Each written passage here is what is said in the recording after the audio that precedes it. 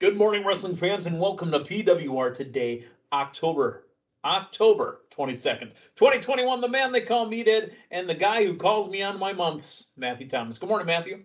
Good morning, Meathead. My goodness, what a exciting day, night. I guess it was daytime. Well, it was daytime for some people, nighttime for some people, but just a jam-packed Thursday of wrestling we had. Yeah, not only did we have, obviously, Crown Jewel throughout the day, which was a pretty long pay-per-view, but we had a major announcement happen last night that we're going to get to in just a second from our friend David the Zohan Hero. First off, Matthew's going to tell us about who our friends at Collar and Elbow and what they do for us. Well, whether you're in Saudi Arabia or whether you're around the greater Milwaukee area, my goodness, you're most likely going to see a lot of collar and elbow apparel. And if you want to be like all those cool cats wearing collar and elbow, what you need to do is you need to point your web browser to the great URL that is collarandelbowbrand.com, load you up a cart full of goods, and then save 10% when you enter code LINDAKay at the checkout. LINDAKAY saves you a 10% that you can actually use to help with your travel budget to Milwaukee in December. That's right. That's right. And, you speak of that, like we're going to start talking about something. You guys are probably going to hear this for the next, 8 weeks, 7 weeks, maybe. It's time to actually probably about 5 weeks. It is time to start talking Blizzard Brawl. You have heard it if you've listened to the program at any point in the last, 22 plus years. Blizzard Brawl is the WrestleMania of the independent shows, created by our friend David the Zohan Hero. Last night on his Facebook page, he announced the first 3 talents that are officially locked and signed for Blizzard Brawl. One, in the women's division from AEW, the woman of 1,000 holds, Serena Deeb. And the woman who might very well be a future TBS champion or AEW champion for that matter. Serena Deeb in the next calendar year is going to have former NWA women's champion as well. Not both of those belts. Absolutely. Okay. 2, a tag team still up and coming, but they've got a Hall of Fame lineage in their blood. It's the Gun Club. My goodness. Yeah, I wonder if they have to have permits to appear. They do. Wisconsin is concealed carry, so it's okay. Fantastic. And then finally, the big ticket item, the main event, the man who is currently not signed to anybody, but Bound for Glory is just around the corner. Folks, ladies and gentlemen, at Blizzard Brawl in 2021, the first Saturday of December in Waukesha, Wisconsin, just outside, a local boy is going to hit it big here in the greater Milwaukee area. Formerly known as Braun Strowman, Adam Scherr is at Blizzard Brawl. Well, if you know what you're doing, you better get your hands on some meet and greets. Hey now! Yeah, like first row, I think, included in the ticket is a meet and greet as well, but good God. Dude, formerly known as Braun Strowman, who is rumored to be appearing at Bound for Glory and shot right into the main event at Impact Wrestling. He will be in Waukesha, the greater Milwaukee area, and he's from the area as well, so it's not like he's going far. But formerly known as Braun Strowman, the Titan, Adam Scherr, will be at Blizzard Brawl. I'm excited. I did not get down to the show that I believe they had in Appleton this summer, where Linda and Dave and Cal and everybody else met up with him as well. But I'm excited to meet him. Matthew, you said you're going to try to make it this year? Yeah, I would like to definitely try to get up there, and what we depending on where I potentially land, maybe we can do a meet and greet or something at the. There's got to be a Harry Houdini museum in Appleton, right? Isn't that the U.S. home of Harry? There is. 100%. Maybe that's where we do our special live show at, is the Harry Houdini Museum. You want to broadcast live the PWR Today show from the Harry Houdini Museum in Appleton? I don't see why not, man. Well, now you see it and now you don't. Yeah, maybe we'll have a contest. You pay us a certain amount and you get to punch us in our gut. I'm not getting punched. Matter of fact, I might still have a wing that's on the mend. We'll have to see. Well, they'll let you punch you in your good arm, and I think it's still some. There's still a little bit of speculation if that was actually that was actually the cause of death of Harry Houdini. Right. And Matthew is alluding to, for those that are listening that are not 100% aware, Harry Houdini is from Appleton, Wisconsin now. He didn't spend his entire life here, but I believe up until adulthood, Harry Houdini from Appleton, Wisconsin.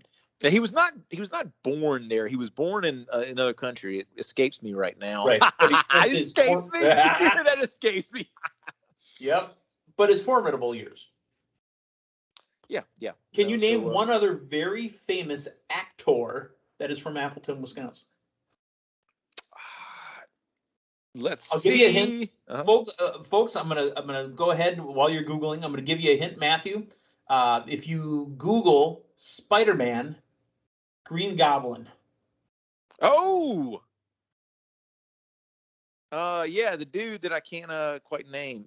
Name's Dennis? not William. Its name's not William. It's Willem. Willem Dafoe. Oh, well, there you go. Is his birthplace there? Yeah, he is from Appleton, Wisconsin. Now, well, I assume he was born in a hospital. Probably not. You probably can't go to his actual birthplace, like born in a home. But you know what? If the Harry Houdini Museum thing doesn't work out, maybe we go to the hospital where he was born. Well, you never know. I might be in there getting injections. We'll have to see. You might be. Okay, so enough shenanigans aside, enough Appleton history aside. Let us now talk about Crown Jewel from yesterday. Matthew, this was a long one. Being in the recuperative state that I'm at, I'm not working at the moment. I'm just home doing what I do, right? So you would think I'd have time to turn it on right away. I'd be ready. Nope, had errands to run at that point. And then by the time I got back, it was late. Couldn't start it over. I decided to start it later on. So I rewatched it with the DVR capability. This was a long pay-per-view. And the opening pre-show match was a SmackDown's tag team title match. Excuse me. It was the Usos taking on the team of the Hurt Business, Cedric Alexander and Shelton Benjamin.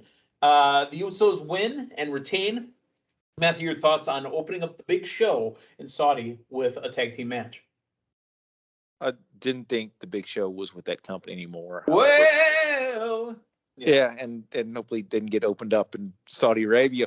But I think that was a wise move there, and it went the way we thought it was going to go. Hey, you've got those cool looking shirts with the Usos and Heyman and Reigns, man. You can't make those shirts obsolete anytime soon. Good way to start the show.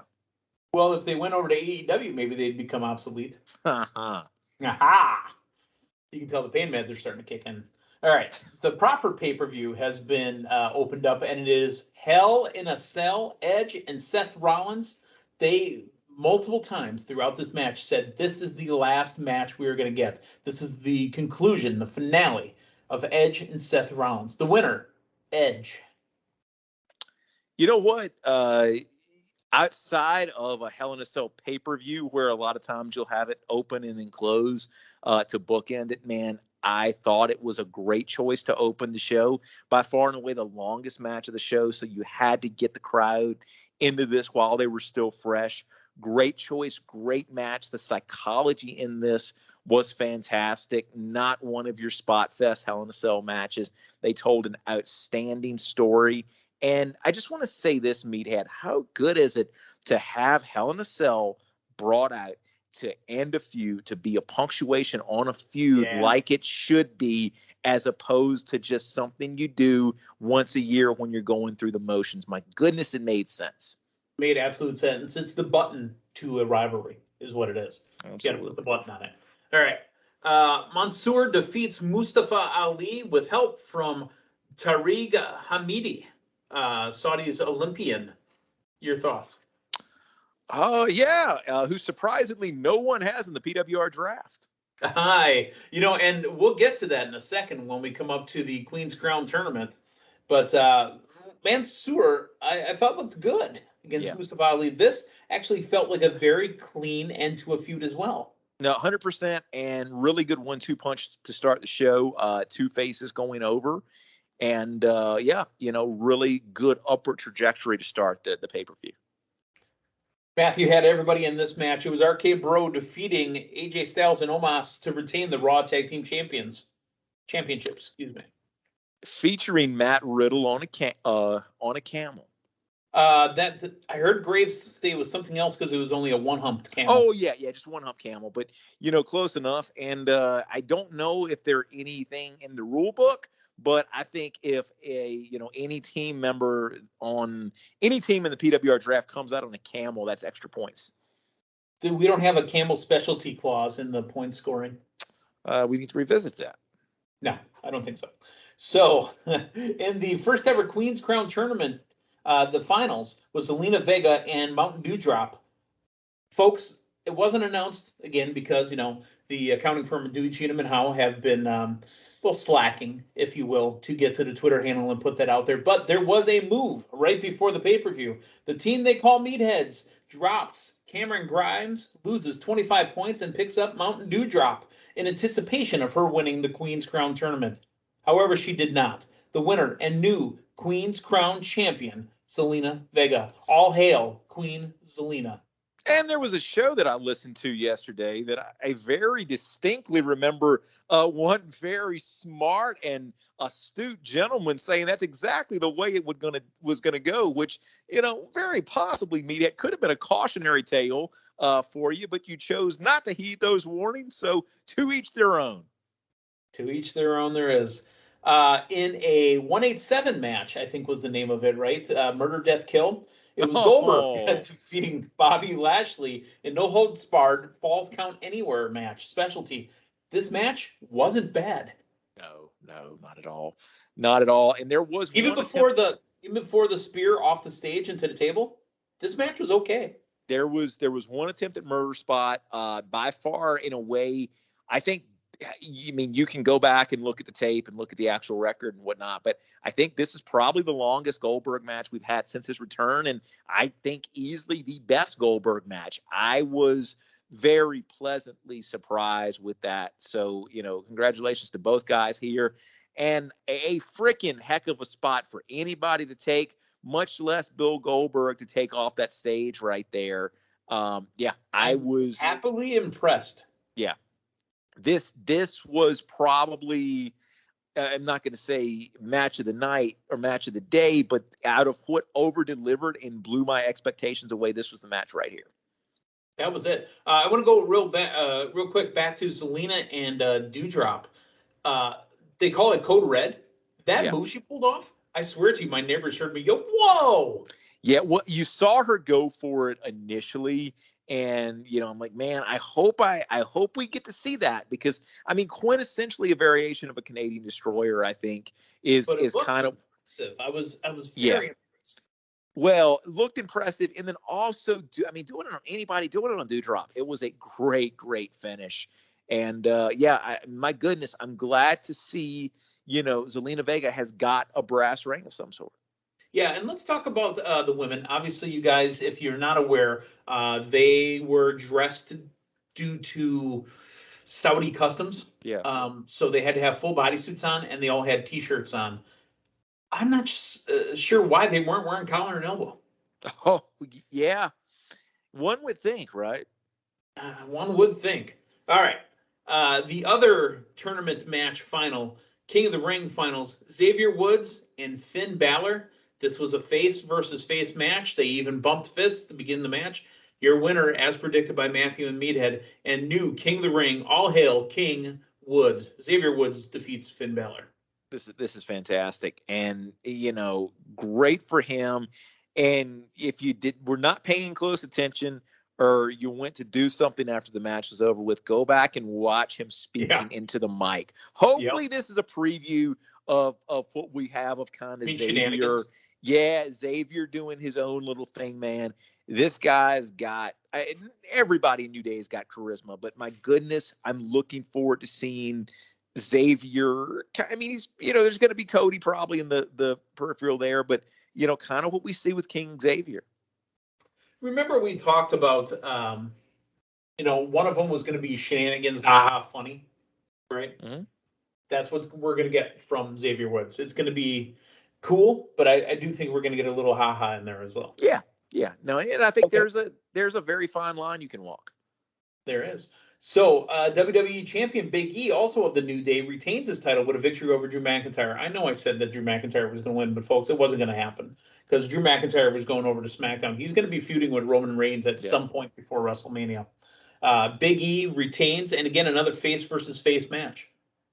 Yeah, no, again, this was a good match, and I think this is the way we thought it was going to go, but really good. Is this the first title defense for Big E? You mean title defense proper? No, I thought he had one at the last pay-per-view. Yeah. It escapes me, but Bobby. He defended against Bobby. That's right. But no, this felt like a big match, and it delivered. He treated it like a big match, as it should have been. Here's another, and really this pay-per-view booking-wise was perfect. I mean, it was predictable, but it was the way it should be, right? Because you have this big match and then you kind of slow it down, but really you're not, because the women are going to tear this house down. Becky Lynch, Sasha Banks, Bianca Belair, frenzied triple threat match. Becky Lynch, the man. Becky, big time Bex. What's up with the new graphic that she's got hanging over the thing? That was weird to me, but she retains, and she is the SmackDown Women's Champion still. Match of the night / day, depending on where you're at or when you watched it, man. I think that's an easy choice for me. Really impressed by this. And honestly, as many things as I'm a little bit iffy on with the draft and the brand split in general, that added element into this, I think, really kind of built into a little confusion on how this was going to go. I mentioned on the show yesterday, I thought that Sasha was walking away with that title. Didn't happen. Becky does retain. So Becky's taking that SmackDown title over to Raw. And I guess Charlotte's moving the Raw title. They're going to do the little switcheroo, which I'm not a huge fan of. But my goodness, really good match, not predictable match. And I thought this really, really delivered here. Main event, Roman Reigns, Brock Lesnar. In the pre-show, Paul Heyman did it to a T. He says, before the match, I'm going to walk out with the reigning, defending WWE Universal Champion. And when the match is over, and he said the Tribal Chief Roman Reigns, when it's over, I'm going to walk out with the reigning, defending Universal Champion with no name. Yeah. He set it up perfect, going, you know what? If Brock wins, I bet you he walks out with Brock. If Roman wins, I bet you he walks out with Roman. Roman won. He walked out with Roman. Yeah. And I mean, the deciding factor was really the Usos. And that kind of, when I was going through different scenarios in my head, it's like, all right, Brock's fighting, 3 people here. And I mean, I think they made the right decision. I mean, this is a historic run by Roman. And Roman, where did they say his title reign is at? I didn't get in what place, but I know he's at about 400 days. Roughly. Yeah, it's 4 something. So the reason I was asking that was I was curious is if he's past 434 yet, because that is one of the big numbers in the modern era to get past. So if he's not past 434 right now, I think he's definitely going to surpass that. So they have really put their cart behind Roman Reigns, and this was. And you said you were having a hard time watching Brock Lesnar. Oh, I kept getting distracted by the ponytail. It's kind of like. So, like those little things where you're supposed to follow along in the song with the bouncing ball. It was like that. Yeah, I love those. Brock's ponytail. Like I was because it's just such a different look Brock for me. And I was very transfixed by the way that it swayed back and forth and up and down. Well, first off, let's talk about how great that rubber band had to be, right? Yeah. Time. Secondly, let's talk about the CDC recalling all onions because Brock looks like a yellow onion. So, I mean, I thought that's all I could think about was, boy, oh boy, if they recalled onions, do they know about Brock Lesnar wrestling now? And the beard's starting to come out a little bit further now, too. So it's like you've got this hair growth on both ends there. And, it was very transfixing for me. They are missing out. If I know Brock's got a very special contract. He's a free agent. He wrestles X amount of dates or appearances or whatever it is. They are missing out on working with Brock more. We want to see more Brock Lesnar on the TV in this current incarnation. Yeah, and he's just like, I enjoy, because it used to be Brock appeared rarely, and you watched Brock to see him absolutely destroy somebody. Now I want to see Brock for personality. I want to see the Brock Lesnar character, which I don't ever recall clamoring for before. And I tell you what, man, I was thinking about this when I was watching this last night, and I don't think it would happen. But, kind of my pipe dream.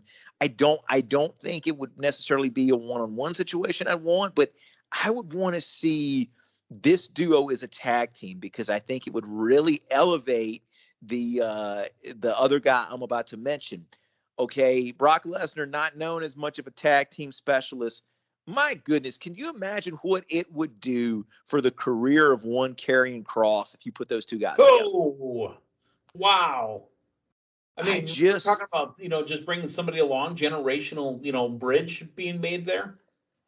And I think one thing that made me think of it is you're seeing Brock hit this switch with like a like showing that personality. And in the few promos that we've gotten with Karrion since he's been over on Raw, remember the one, and we haven't seen it much, but there's been like one or two vignettes where you kind of get this in-depth like interview with Karrion Kross, and like the charming personality comes out and the mic skills come out. My goodness, I think this era Brock Lesnar in some incarnation with Karrion Kross would be money and would be a way to elevate him to the moon, not to steal another guy's catchphrase. How can you just not imagine that Karrion Kross is the lighter guy? Because, every tag team's usually got the strength and the speed. Karrion Kross would be the speed. Oh my goodness. I'm picturing them doing the old head shrinker finish off the top rope where Brock Lesnar's just standing there and Karrion goes up on the top rope above his shoulders. A good pay-per-view. I was absolutely pleased with this presentation. Now, what I'm not pleased with is how many participants the team they call Meatheads had in the pay-per-view, and none of them got wins. You know what? I think we'll look back on this show as, when a very pivotal moment for the team they call Meatheads. Here's the accounting firm of Dewey, Cheatham, and Howe's unofficial totals. So Meathead lost. I lost 25 points by dropping Cameron Grimes for Mountain Dew drop. She gets a match. She gets an appearance, but she lost.